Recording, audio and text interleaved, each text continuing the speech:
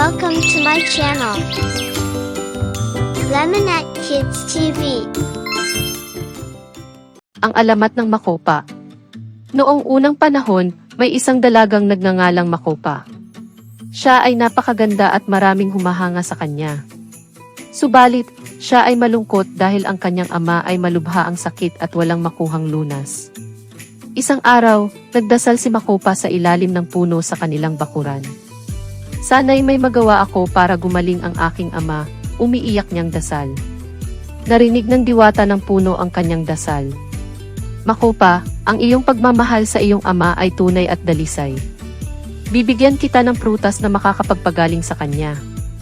Kinabukasan, nagising si Makopa at nakita niyang ang puno sa kanilang bakuran ay namumunga ng mga pulang prutas.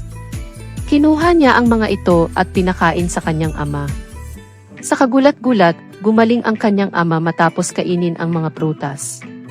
Bilang tanda ng pasasalamat, tinawag ng kanilang bayan ang prutas na Makopa, bilang pag-alala sa dalagang nagdasal para sa kanyang ama. Aral ng kwento. Ang alamat na ito ay nagtuturo ng pagmamahal at pananalig. Ang tunay na pagmamahal ay may kapangyarihang magbigay ng kagalingan at kaligayahan.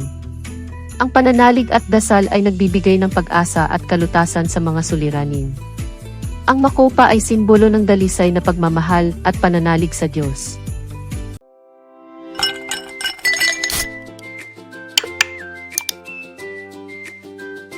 Please subscribe.